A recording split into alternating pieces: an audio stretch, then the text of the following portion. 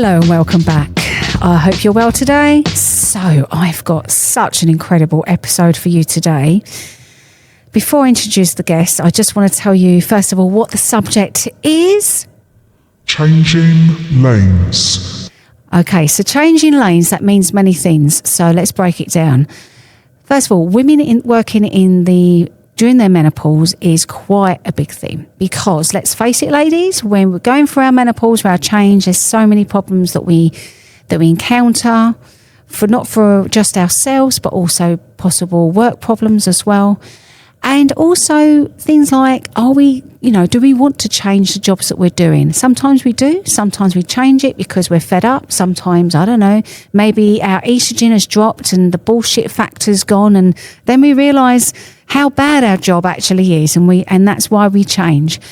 But you know what? I don't understand it. So I've got some help. But before I introduce the guest today, I just want to explain to you that 1 in 6 people, so that's 17%, considered leaving their work, okay, due to lack of support.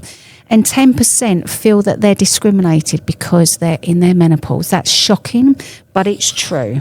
So we have a HR consultant with 25 years plus experience and also a career coach, okay, and she is from Pause and Empower, and she's going to tell us all what we need to know. I'd like to welcome Amanda Connolly.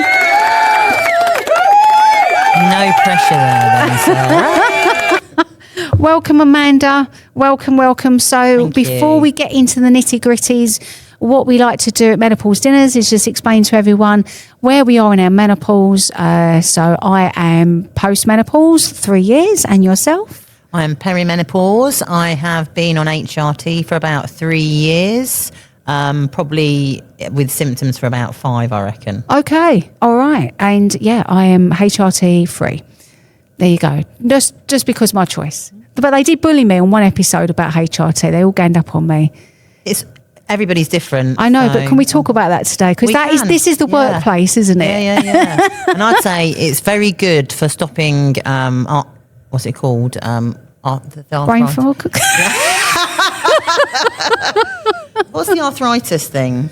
Oh, well, osteo. Osteo. It's really good for osteoarthritis. And there's a new research that's come out that said it's actually good to take estrogen to stop breast cancer. Okay. That was last week. Well, we have got lots of information this morning. And that's not even career. Evening. That's just HR. HRT, in fact. So we're going to have a quiz. Just a 20-second, just to liven things up a bit. And this is problems that women experience at work during the menopause. Right. Okay. Are you ready? I am. 20 seconds start now. Okay, so I'm going to go with myself because I had lots of them. I had brain fog where I'd forget my boss's name or what I was talking about mid-presentation. I had hot flushes. 10 seconds remaining. I had achiness and I had low-level rage. Lack of confidence, 4, not wanting to be my job anymore. 3, and definitely brain fog, forgetting someone's name when they're 1. looking for a treatment. Oh, Time's there up. we go. That was great. Thank you. So now we've got the, little, what do you call it?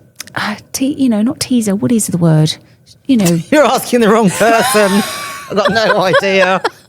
What is it? Oh, it's like, what it is. Anyway, let's Intro. Now we've got the intro out of the way. Thank you very much. This is going to be a long night. I can feel it. Okay, so let's get some background on Amanda. So do you want to tell us, not your life history because we don't have long, but maybe tell us a bit about your career and what you've done to date?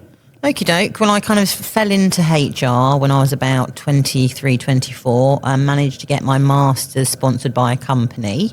I was doing contract work and really loved contract work. So I spent about 25 years working across many, many different sectors, from public to biotech, e-com, engineering, all sorts, arts. I worked for Barbican.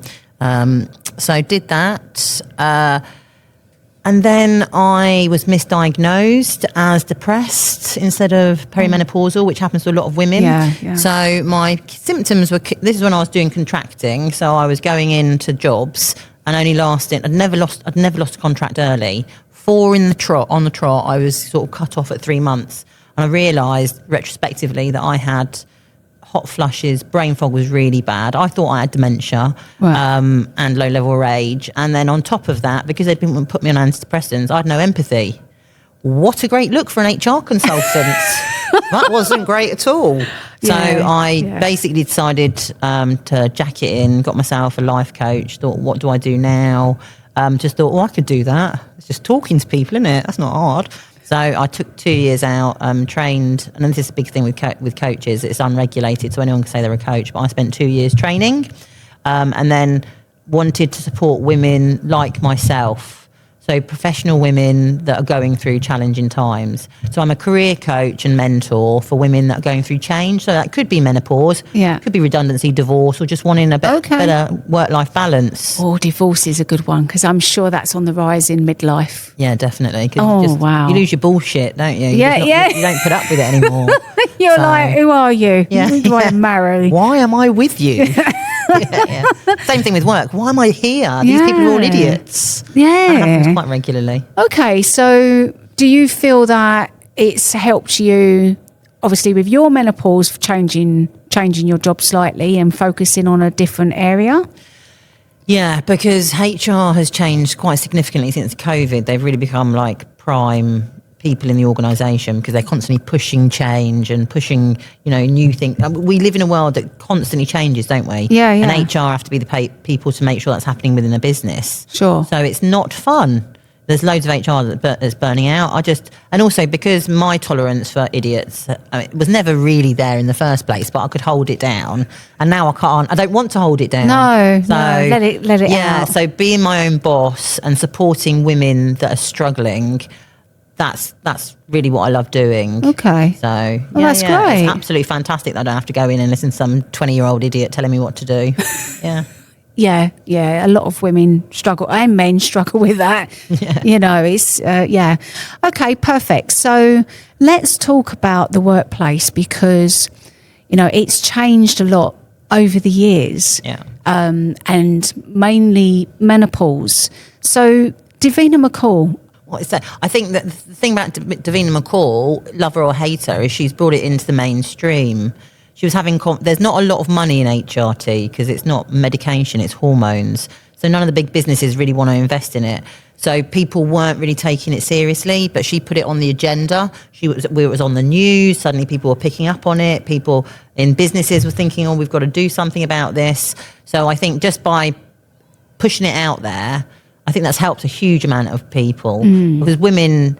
When I realised that I was peri, and I'm like the youngest in my friendship group, when I started talking about it with my friends, I realised that they were all peri as well. Wow. But we weren't talking about it. No, that was only like 5 or 6 years ago. Yeah. So I think that this being open and, sort of discussing things, how you're feeling, it's a bit of a trend with Gen Zs. They're always talking about how they're feeling, aren't they? But we've never done that as, Xers. Yeah, we kind of like just get on with it. Yeah, just all those things got plastered everywhere. Keep calm, carry on. Bugger that. Yeah. No, if you've got something to say it, but say it in a nice way.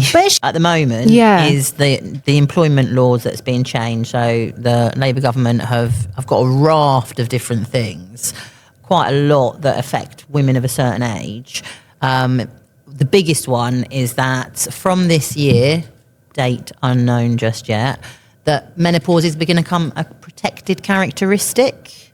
So you cannot get sacked if you're menopausal for those reasons, for your symptoms. Okay. Which is a big deal. That is massive. Yeah, that is massive. Okay. And if you're a big business, if you're 250 people or more, you actually have to have a menopausal report. So where you've got sort of gender reporting, menopause reporting is going to go in. Now, that doesn't affect small businesses, but at some point they'll have to start doing it. Yeah, they will. Because menopause isn't a nice to have. It's needed because women that have been in a business that long have got so much skills and experience and leadership qualities. And menopause is just a temporary glitch. Yeah.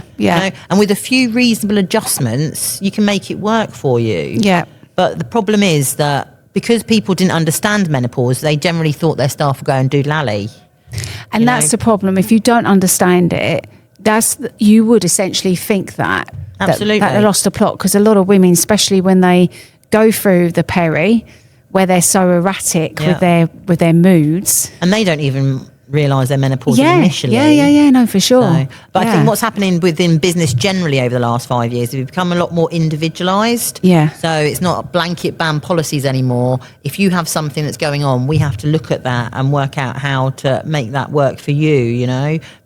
So if you need flexible working, that might be working from home for a few days a week, if that's possible, or having a fan on your desk, or if you're wearing a uniform, maybe not putting on a uniform that's maybe lighter or something like that. Yeah, that's a really good one actually, because sometimes if you're working for, I don't know, some smaller companies and they give you a uniform, some women are not good with like heavy clothes because of the sweats. Really, no, absolutely. Oh my God. And there is now an obligation for organisations to work with you for these sorts of things. And it's beneficial to the business, to be honest, because if you've got that talent and you let it go, it's going to take a long time to build that up. But if you just sort of put in those reasonable adjustments and work with that person, then not only will they be grateful and they will work harder for you. This is kind of my experience when you sort of do something for an individual that's a little bit different. They will be super loyal, but the well-being across the whole organisation will be reflected because they'll see how you're treating that person. And so people will be slightly more respectful of the organisation, I think. Whereas if they see you getting sacked, then it's a bit like when you made redundant, survivor syndrome. You don't want to work for a business that treats people badly. No, really. not at all. So here's the thing. From your experience, if you've got a female boss or a male boss who's... See, I've heard a few stories on this, but who will be more likely to be nicer, if you like, more compassionate in the fact of the menopause? I have to say that I've had predominantly male managers, but I've had female managers, and it's split. It really depends on a lot to do with the industry. When you're working in very fast-paced, male-dominated industries, the women aren't that empathetic, shall we say. Yes, you're right. But when you're working in the public sector or arts and charities, then they're a bit more on the ball. Do you mean like banking? Because they can be a little bit... Banking have got money, so they've got money to throw at things, but I don't think they're necessarily that bothered about the well-being element. They're more bothered about the profits. Yeah, no, I can agree. I know a lot about that, definitely. That is just my experience. I'm sure there are amazing banks out there. There are definitely. But some, obviously, especially when they've got that drive of pushing them, you're going to get a lot of women that are at that level where really, let's face it, they're not going to be as empathetic, maybe. Right. I think women of our age that are in those sort of male environments have had to be quite masculine in their approach. Yes. So that kind of resonates with how they deal with people as well. But some of the nicest guys I've worked with have been tech leaders.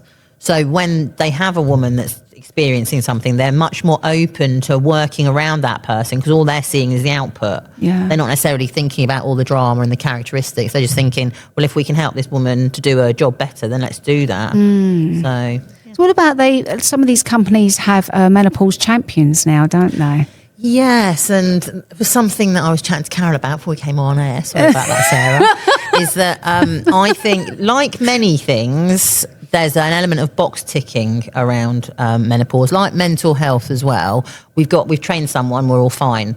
Now, my experience of change management is quite extensive, and when you change something in the business to improve it, you have to consult with your staff, make sure the policy reflects what they're feeling. You have to train your managers up. You need to make sure it's included in your sort of personal development, and sort of what managers that are getting appraised every year need to be looked at for this sort of stuff. That's conscientious change. But what's happening in a lot of organisations, I believe, is that they're doing a box ticking exercise. They're going away, chat GPT in their policy, knocking it on the internet. Bob's your uncle, Vanna's your aunt. That's where it is. Oh, you got a question about menopause? Go and look at the internet. that doesn't change an organisation. Yeah. It doesn't embed those Yeah. policies. No, I understand what you're saying. So I think there's been a lot of box ticking. So let's see. I think we'll find that there's a lot of cases that come out of all of these box ticking exercises where women are generally not being treated as individuals. Yeah. So, and if that's the case, when it's a protected characteristic, they can take their bosses to court. And I think we'll see that because, women at a certain age, we don't put up with the bullshit anymore. No, we certainly don't put up with the bullshit. That's for sure. No, that's really interesting, actually. Yeah, because, I know a lot of companies, these big companies have got these menopause champions, but then again, like you said, it could be just a tick box. If they do have champions, then it's probably more likely that those champions have been trained. Yeah, that's the other thing I was going to say to you about, because this training that they have for these champions, what do they do? Do they go on a course? Yeah, it's usually like a one-day course, I think. Is it? Yeah, which is quite a lot for training, to be honest.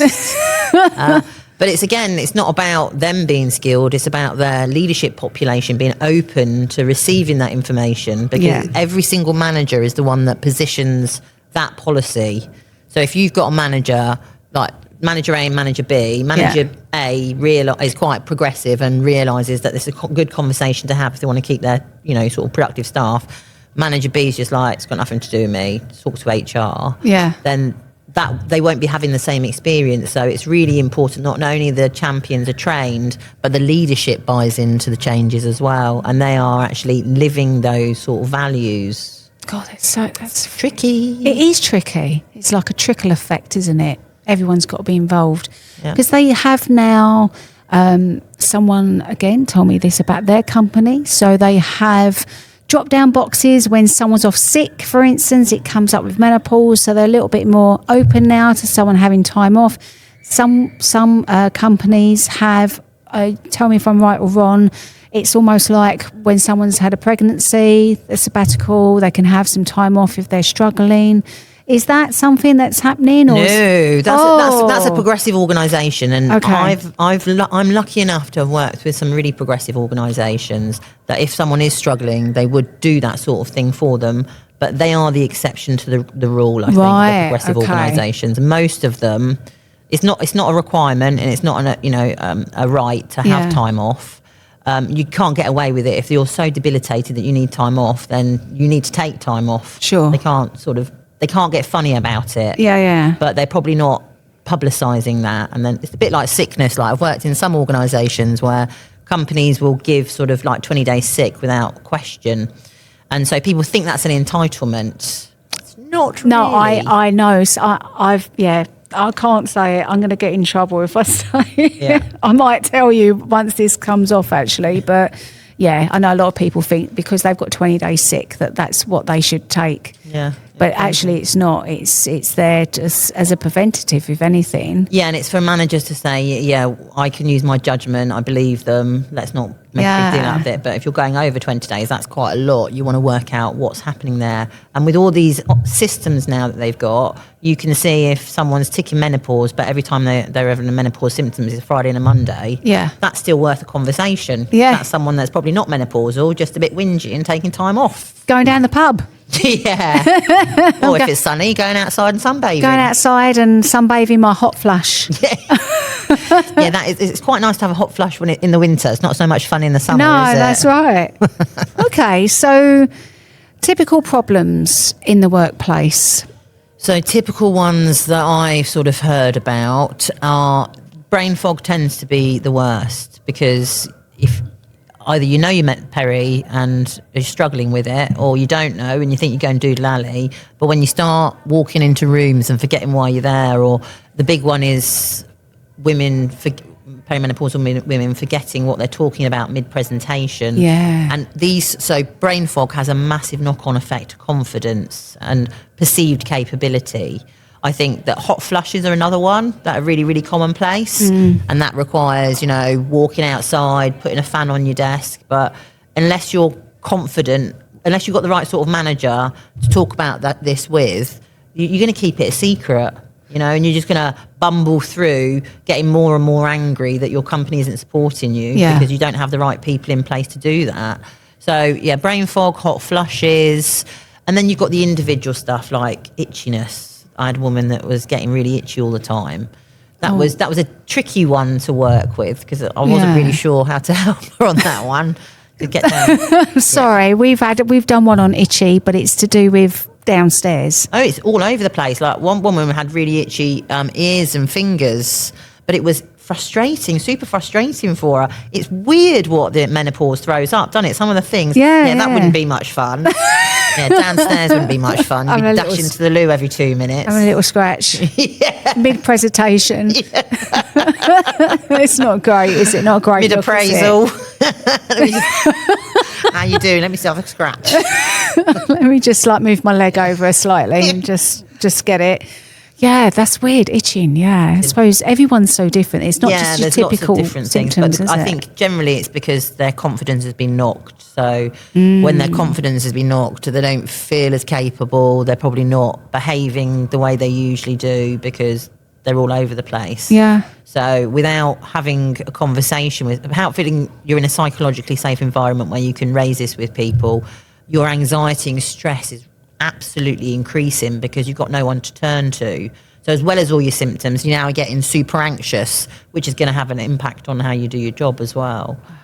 God, that's so bad, isn't it? When you think about, because also there's a bit where some women, I mean, me included, you'll just cry for no reason. Or if someone says boo to you, you'll really lose it. So, and to be in a workplace and have that can be quite embarrassing. It can, yeah. I'm pretty sure that most people that feel that rage coming on would kind of take themselves out of that situation. You'd hope so, wouldn't you? If they didn't, you probably got some issues with them generally anyway. Yeah. It's not just about the menopause, it's about their bad behaviour. So I think that, you do get, I definitely got low level rage, but I would just literally... You keep saying that. Should I be worried?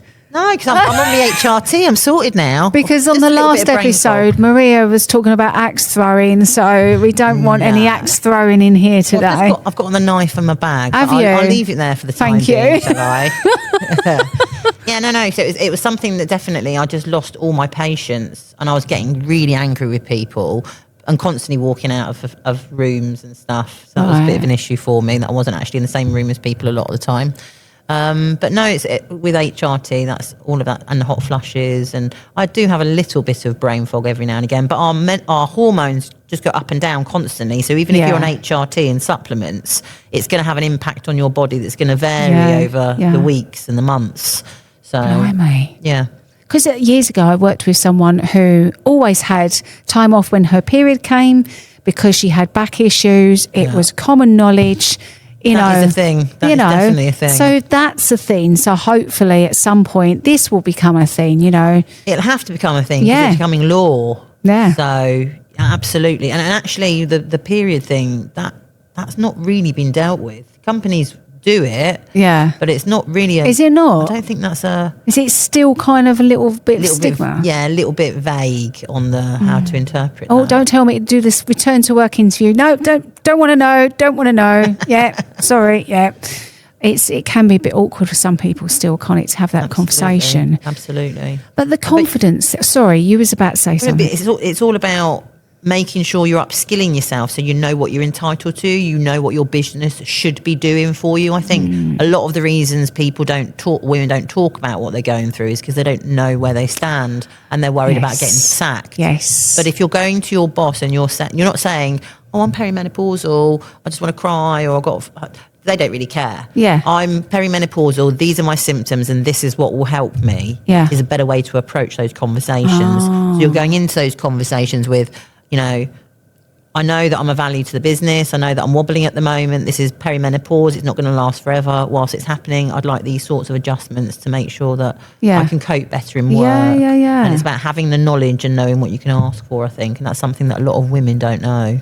And that is in itself quite a big thing to do. And if you've already got anxiety, that's on top, could give you like a panic attack, if anything. And if you sort of think about yourself and how many times you've had good managers that you'd be able to have that conversation with. Yeah, not many. Not many at all. I mean, apart from myself, because I work for myself, so I'm a good manager. Yeah, I'm fantastic. I talk to myself all the time. I say, get yourself together, woman.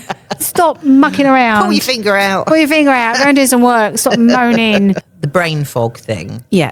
that requires conversations. Definitely. Because even if you're on HRT, it will happen. So that's about an education piece when you're talking to your boss. The confidence dips, I don't necessarily think that's something you have to share with your peers and your colleagues, but it needs to be something that you're working on. If you're aware that your confidence is dipping, then even if you're not engaging a coach, you're just talking to a friend that this is something I need to do. Go away, find yourself support, find some online courses, read some books, deal with what your issue is when you've got the confidence drop. So why would you not tell your boss that you've lost your confidence? Well, because most sorry, people... as soon as I say that, it sounds obvious, but I need to ask you. Most people don't understand menopause. So rather than scaring them, you can say sort of like, this is... I don't know who I am anymore. I'm not sleeping. So I need a bed in the side. Hot nap. But I think it's about being pragmatic. Okay. Do you know what I mean? Like, if you've got a really lovely boss, then there's nothing wrong with saying I'm menopausal. It's having a real knock-on impact on my confidence. I'm working on trying to improve it. The anxiety, again, that is something you can talk about at work because everybody else does. Half the world's got anxiety. Well, we've all got mental health. Well, it's a scale, isn't it? It is. Lunatic, completely sane. It's horrible, really. I think we've gone a little bit too much with it. Well, do you know what? Everyone's got mental health. Doesn't mean you can take all the time off that God sends. You're paid to do a job. And this is what I get really passionate about, actually. It's when people take the piss and take time off, the people that are turning up for work are losing out. That's just not fair. So bosses need to be... They need to understand that there's conversations you can have around that. You know what I mean? Not to be scaremongered into it. And if you've got anxiety as a menopausal woman, you're probably not looking to take every Friday off. Do you know what I mean? You're genuinely saying this is something that I need to have support with. To get better. That's right. And I think that a lot of people that it's a different conversation. Oh, no. It's a good one though. It's a good one. Unsupportive or unaware managers. Again, you've got to be a certain sort of woman, but I think most of us are. Education. Your company has an obligation to support you from a health and safety perspective. Menopause does fall under that. So if your boss is resistant to understanding, just got to chuck the legislation at them, say that they have a duty of care to you, and you're giving them solutions, not just problems. Okay. So, if you feel brave enough to have that conversation. And I think that if you're working in particularly male-dominated environments, I'm not going to say which ones, but... No, don't. Go on, I'll complete it.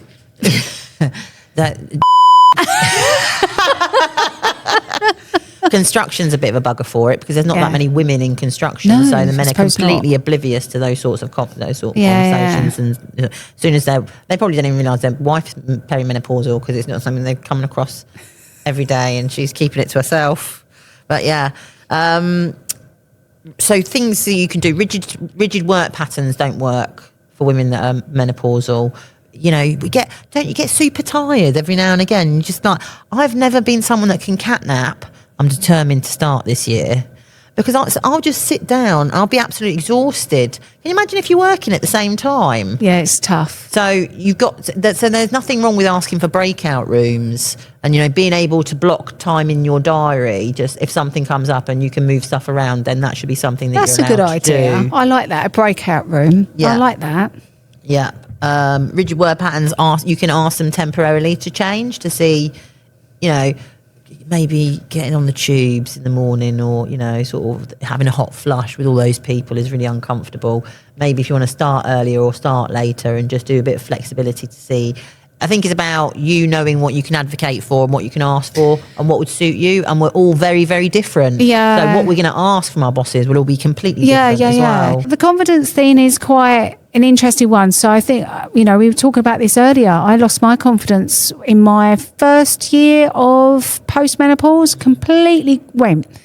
And I actually didn't even know that that's what it was. And then until I kind of sat back and thought, hang on a second, where's my confidence gone? And then I realised that it was part of my journey, if you like. So confidence is quite a big deal for women. Yeah, and I think that because lots of these symptoms only become sort of understandable once you're diagnosed as peri or whatever.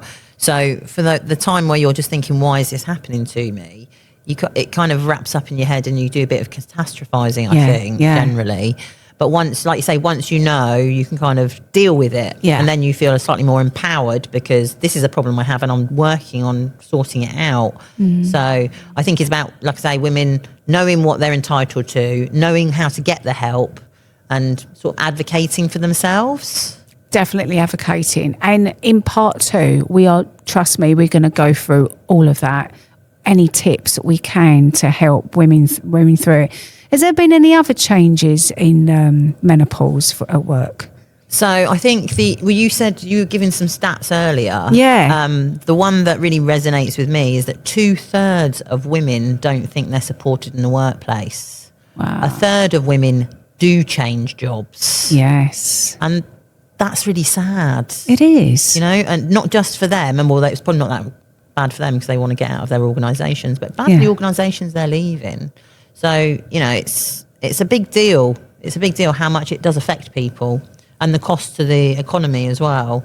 Why the cost to the economy? Because how many of us are menopausal and working, you know, and the impact that's having. And if we're leaving skilled roles, and it takes on average 6 months to replace somebody and get them up to a relatively decent speed. Sure. If you're taking, and most women, because I deal with professional women, are quite senior. So taking someone senior out and having nothing there, that's going to impact the business. Okay, so let me throw a curveball. I could be going a bit naughty here, but do you think some companies take advantage of menopause, meaning that if they want someone out, they know that all they need to do is not give them the support, and eventually they'll go? That's going to be illegal from yet to be assessed date. This year, though, when it becomes characteristic, they can't do that. But if that organisation is trying to get somebody out from that, then they'll be doing it for other reasons as well. If someone wants somebody out and they don't have any sort of focus on well-being, or they don't realise the impact it has on their staff, you do get lazy managers that just want to get rid of the problem. It generally creates more problems when you do that, but that's the sort of business they are, then they'll do that regardless. It's just another excuse for them to behave badly. And with big businesses, obviously they've got more financial oomph behind them. So if you go to a smaller business that doesn't have that, do you think, from your experience, are they treating their staff better because it's less so? Or I think that small businesses, if they've got someone in their life that's peri, or menopausal, they probably understand it a bit. But lots of small businesses just doesn't even cross their sort of desk as being something that they know anything sad, about. Isn't it? It's so sad. Well, and it might be because they haven't got anybody that's perimenopausal in their business, so they don't need to worry about it. Yeah. But if they do, then unless that woman is quite forthright and sort of talks about it, they're not going to learn. Yeah. Wow. Does it make you frustrated as someone that's been working in HR for a long time and someone that is also perimenopause, of the way that companies are with women? Yeah, because one of the things I'm seeing is when women go through their peri stage and they do want to take a step back, it's very, very difficult for them to get back into work. Right. And I think that we do live in an ageist world. And I do think that if you're a 50-year-old woman, you won't put up with as much bullshit as a 35-year-old man. Yeah. So that company, if you can both do the same job, they're likely to take that man every day of the week, sort of thing. So I find it frustrating that we're still there. I find it frustrating that we're not even on the same wage levels. Do you know what I mean? We still have issues there, that we can't walk down the street and be safe. There's lots of reasons that make me angry about women generally and how we're being treated. But that's not what this is about. We haven't got all day. Yeah, exactly. So I think that what's good is that it's becoming mainstream, and that although it is a bit of a box ticking exercise, it won't take long for one or two people to take them to court before they start taking it seriously in a big organisation. In a smaller organisation, if the woman's positioning it as this is how you keep me in the business because I'm a good worker, then they'll be a bit more flexible, they'll understand it a bit better, and they'll appreciate, sort of, if a woman wants to go part-time because for a year or so, she wants to go part-time, she can advise that they get a junior level person in. Yeah. So that way, when you've got two people doing a similar job, then you're covering all sickness, you're sort of sharing the workload, you're not, and because you obviously wouldn't be paying her a full salary, so you're probably saving money on that as well. Yeah. So there's ways that and then these are generally, you're entitled to one flexible working request a year. With the new legislation, it's going to be 2, and you can do that from the day that you're sort of employed. Okay. But I always suggest that a flexible working request is quite formal. Just talk to your boss and see if you can just sort something out informally. Yeah. Then you're not using up any of those. If they say no, that's when you put in the flexible. If you can sort out your reasonable adjustments unofficially, then that's a much better way of doing it. Rather than I'd going say the other go route. gung-ho and send out a formal one, because that might just freak people out and then they might start shutting down. Yeah, people do, don't they? Completely. It's always best to have these conversations informally if possible. Okay, so changing jobs. Yeah. Why?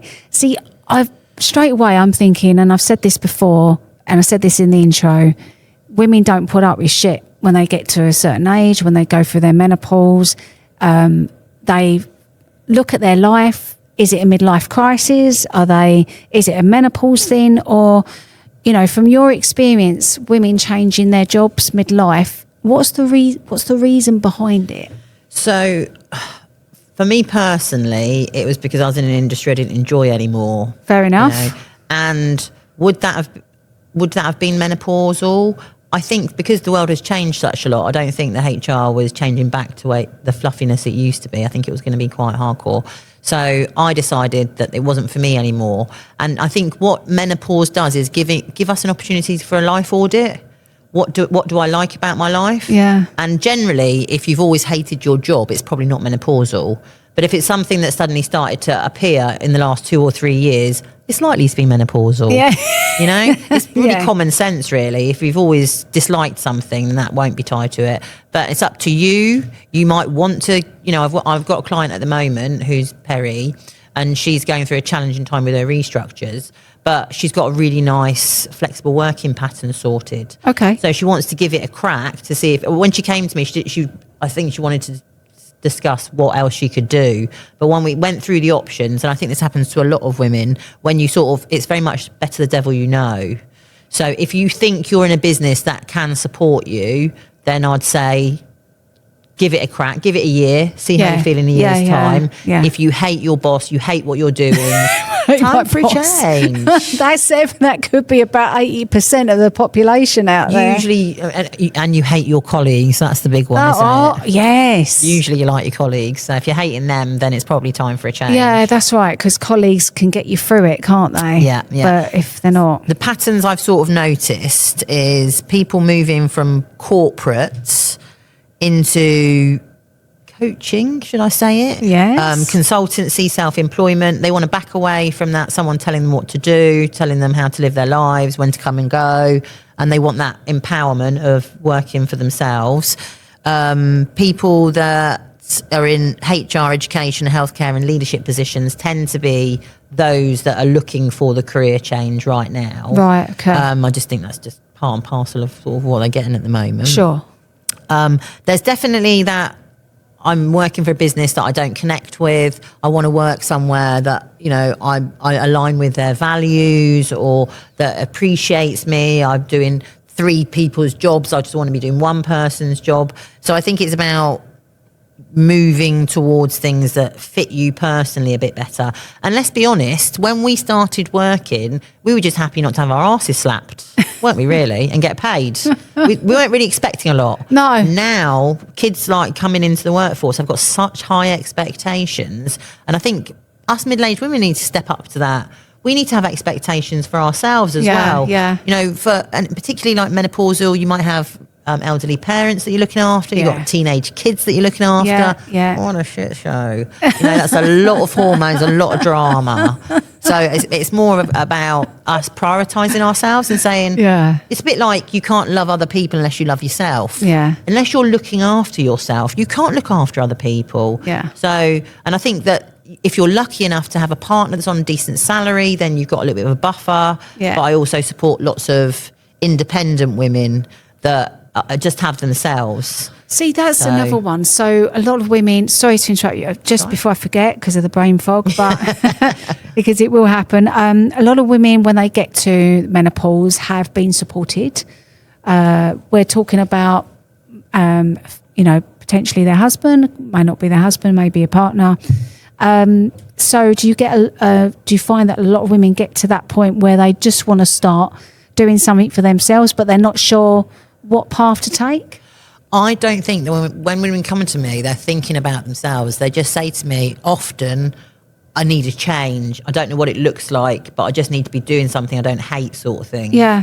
So quite often, when I start coaching, I do sort of a couple of different exercises.